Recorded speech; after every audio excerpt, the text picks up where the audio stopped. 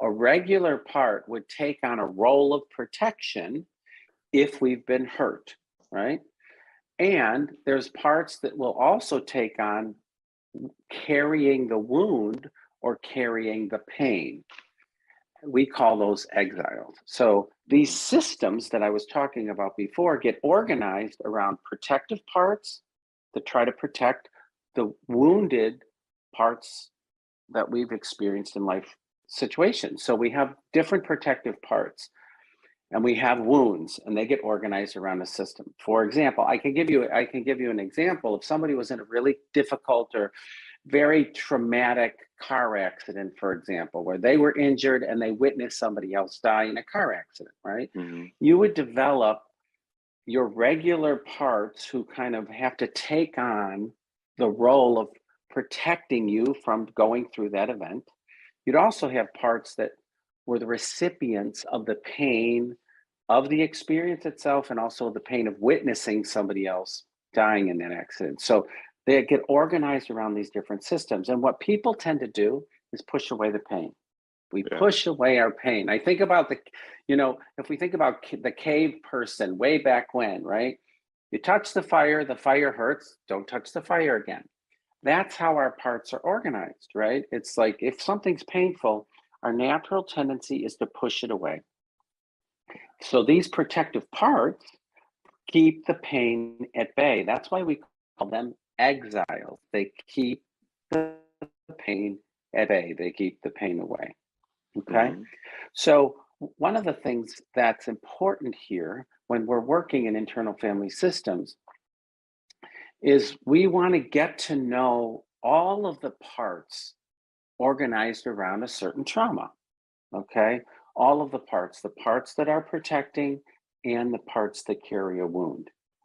If you were yelled at as a kid, if you were abused physically as a child and your kids start fighting or doing bad things, you have parts that will lash out to try to stop them. Don't do that. Don't behave that way. Don't fight, because it activates fear within you. Oh my God, if I would fight, my father would beat me up, for example. So we have these parts that yell at our kids, say. Mm-hmm. Well, then we feel bad, we feel shame, we feel guilt, and we hate the part that yelled at our kids after we recover from being triggered. And what I say to somebody is, let's love the part of you that just yelled at your kids. And they're like, what the heck are you talking about? I'm not going to love that. It's ruining my relationship. It's traumatizing my kids. I say, wait.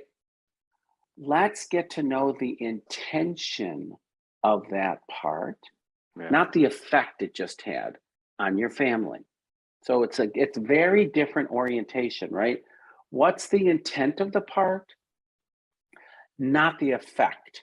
Because when we focus on the effect of the part, it causes shame. The part feels bad. The part knows that everybody wants to get rid of it. And the part is not open to allowing you to access the vulnerability. Okay, this is what we do in IFS. Drinking part, cutting part, depressed part, anxious part. We're always looking at their positive intention, and we're always trying to get their permission to access the vulnerability. That's another big difference in IFS is we're not pushing beyond symptoms. We're not trying to override any symptoms.